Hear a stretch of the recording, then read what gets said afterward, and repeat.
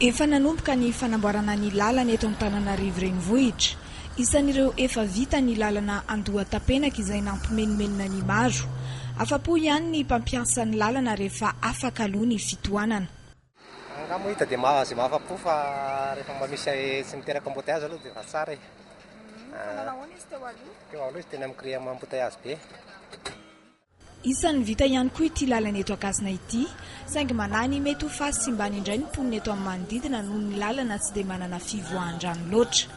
Sy tsara momana zany izy hoe ravaina tena ravaina total mihitsy le lalana dia amboarina independant tena avaozina amin'ny fomba nanavaozana azy tamin'ny voalohany.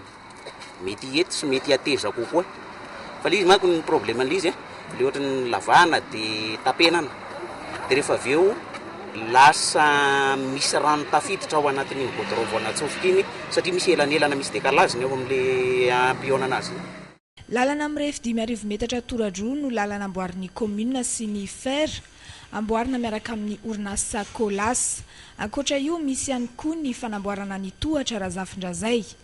Tafiditran'izany reny totobato zany. Ary izay resahana ihany koa sy amin'izao fotoana izao misy ny fahasombana amin'ny département technique efa eny toerana mihitsy fa miandry fotsiny zany sisa ny fanateran'ireo tompon'andraikitra ny matériaux ampiasaina amin'izany fa mino sy manantena koa ary hita mihitsy zany amin'ny fiazakazahana amin'izay fanamboarana izay fa ho vita alohan'ny fidiran'ny mpianatra fanamboarana ny totobato 416 io. Ao anatin'ny boribory-tany enina no isian'ny fanamboarana eto amin'ny tanànan'Antananarivo ary vinavinaina ho vita mialohan'ny hiavian'ny orana izany. Ankehitriny eny Anosivavaka izao no mandeha ny fanamboarana.